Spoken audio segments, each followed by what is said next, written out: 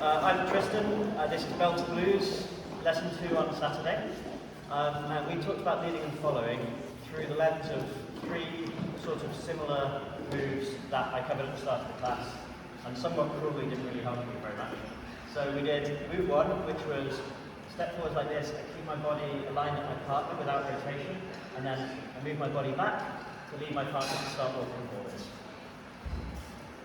Move number 2, same sort of thing, but I rotated my body. My partner rotates to match, and then I'm going to unwind my body, which is going to cause my partner to turn on the spot. And move number 3 was just 1 and 2 put together at the same time. So I'm going to change my weight and unwind my body, and that's going to make my partner turn past me. And then we talked about pairs of things that a lead and a follow can do that feed into each other and make our dancing, our lead and follow, feel more amazing. And I'm now going to try and remember them in real time on the spot, which ones we did in which order.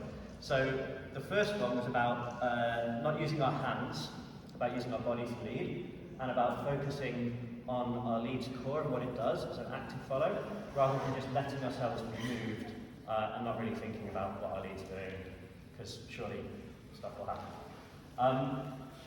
So that made the difference between leads that look like this, where I'm using my hands to make my partner move, and leads that look like this, where my hands aren't really doing anything, it's all coming from my body movement and feels a lot smoother and nicer. Then we talked about another thing, which was, which was the impulse that you put into your partner as a lead. So whether you have immediate, maximum force that then dies off, which is the mistake that I think quite a few people make, or whether I have a force that ramps up and then drops off again over the course of the lead. So that's the difference between, and the follow mirror for that was lag and reluctance, to make it feel a bit like you're dancing in treacle. And the two of these together make that dance feel like stretchy and gooey and nice. So if I'm doing it slowly, the difference is that a bad lead, Frankie, looks like up. Like there's a sudden jerk and my partner feels where they're going. And a bad follow in this situation looks like as soon as I start moving, Frankie's going to interpret what she thinks I wanted and bounce into it. That can quite often happen because the follow's been told all the time, be light, be light, be light.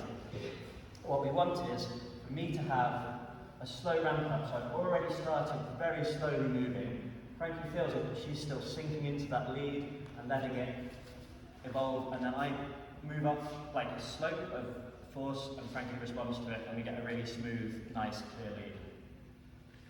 And then thing number 3 was being a conversational contributing follow, rather than I'll just do exactly what I think you want to follow.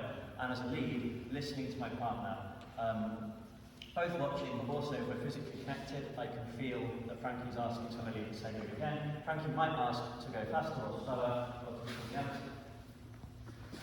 And I'm going to sense that because this is a dialogue, not a monologue, and I'm going to be listening to my partner. And then adding them together, we didn't sort of get to do more than the 3 moves, but if we're dancing like this and practicing, we can look in lots of places where that's stretched and that conversation happens, and our dancing ends up kind of fluid and gooey feeling instead of jerky and disconnected. So that was the thesis of the lesson that you've all just taken. Thank you.